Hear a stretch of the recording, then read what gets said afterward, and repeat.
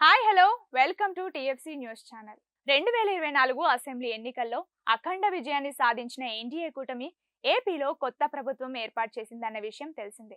ఇక చంద్రబాబు నాయుడు నాలుగోసారి ముఖ్యమంత్రిగా పదవి బాధ్యతలు చేపట్టారు.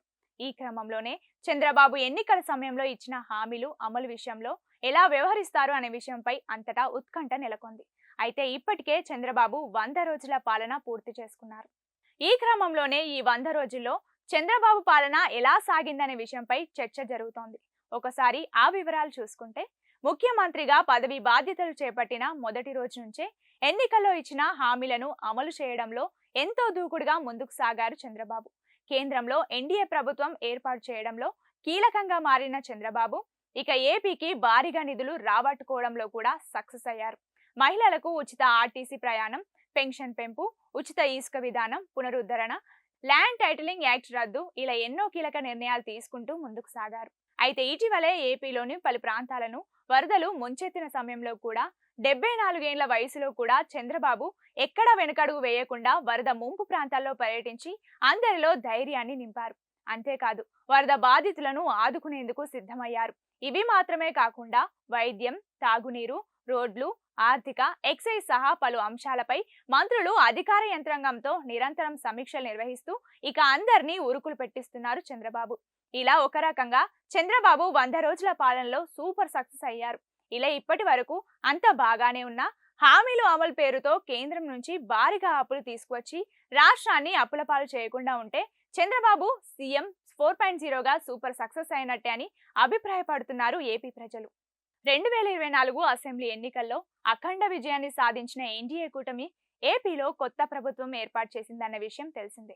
ఇక చంద్రబాబు నాయుడు నాలుగోసారి ముఖ్యమంత్రిగా పదవి బాధ్యతలు చేపట్టారు. ఈ క్రమంలోనే చంద్రబాబు ఎన్నికల సమయంలో ఇచ్చిన హామీలు అమలు విషయంలో ఎలా వ్యవహరిస్తారు అనే విషయంపై అంతటా ఉత్కంఠ నెలకొంది. అయితే ఇప్పటికే చంద్రబాబు 100 రోజుల పాలన పూర్తి చేసుకున్నారు.